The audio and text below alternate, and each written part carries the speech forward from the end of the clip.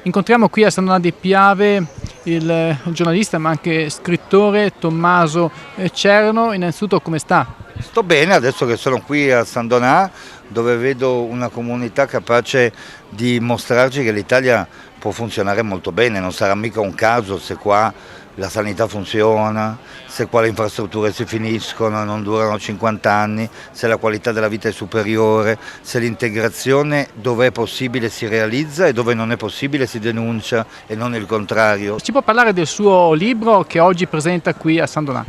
Beh, ho scritto un libro sulle ragioni di Giuda, perché è facile in Italia attribuire a chi esprime il proprio pensiero, anche quando non conviene, l'epiteto di Giuda.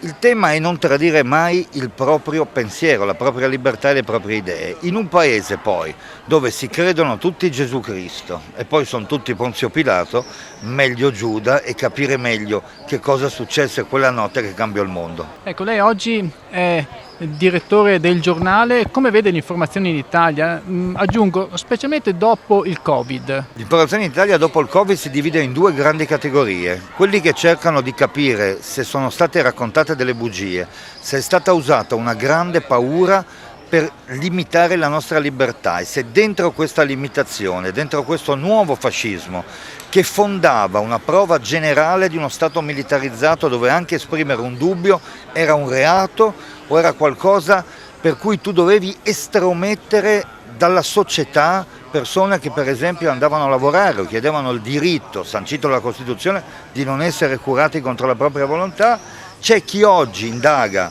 per capire che cosa è successo davvero e chi fa finta di niente e tollera che una commissione parlamentare che sta dimostrando che sono state pagate tangenti, che sono stati imbrogliati gli italiani, sia tacitata da piccoli regolamenti e dal fatto che Giuseppe Conte non vuole riferire al Parlamento che cosa successe sotto il suo governo. Usciamo dal pensiero unico. Usciamo dal pensiero unico e scomponiamo il pensiero e facciamo capire che se non la pensiamo allo stesso modo è bello. Guai a non dire che è bello, mentre abbiamo una sinistra che ci ha messo un anestetico.